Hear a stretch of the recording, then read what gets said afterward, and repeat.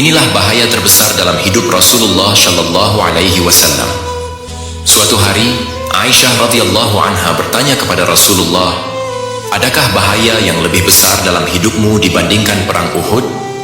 Rasulullah menjawab, "Iya. Namun, apakah bahaya yang Rasulullah maksud?" Sejak kecil, Rasulullah telah kehilangan ayahnya sebelum sempat melihat dunia. Ibunya pun wafat saat beliau masih belia, disusul oleh kakek yang menjadi pelindungnya. Rasulullah tumbuh sebagai seorang yatim piatu, tanpa harta dan perlindungan. Saat mulai berdakwah, kaum Quraisy semakin memusuhi Rasulullah. Mereka bahkan mencoba membujuk Abu Thalib agar meninggalkannya. Hampir saja paman tercintanya menyerah pada tekanan itu, tetapi Rasulullah tetap teguh. Tahun-tahun berlalu, siksaan semakin menjadi-jadi. Rasulullah dan para pengikutnya diembargo hingga nyaris mati kelaparan.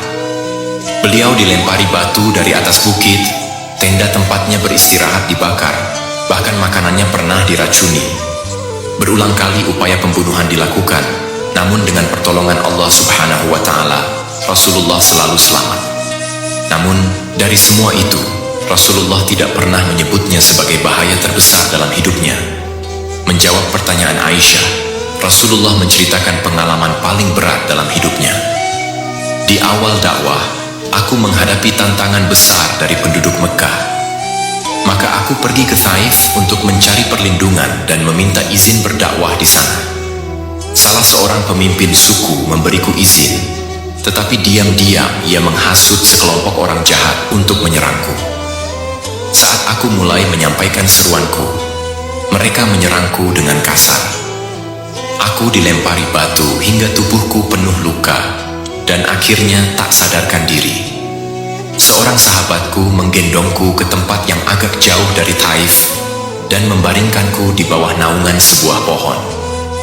Ia pergi ke desa untuk meminta air, tetapi tidak ada seorang pun yang mau memberikannya. Ia kembali dengan tangan hampa dan wajah penuh kesedihan. Ketika aku sadar, aku mengangkat kedua tanganku dan berdoa, "Ya Allah yang Maha Pengasih lagi Maha Penyayang, aku berdakwah karena Engkau memerintahkannya, tetapi mereka menolakku. Mungkin ini karena kelemahanku. Ya Allah yang Maha Pengasih lagi Maha Penyayang, berilah aku keteguhan hati dan kekuatan lisan."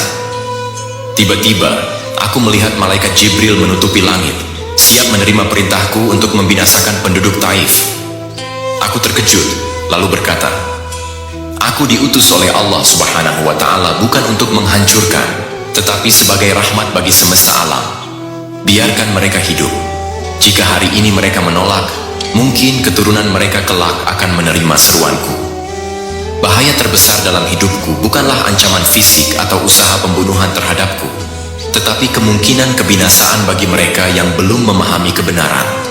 Begitulah Rasulullah, penuh kasih dan pengampunan, bahkan kepada mereka yang menyakitinya.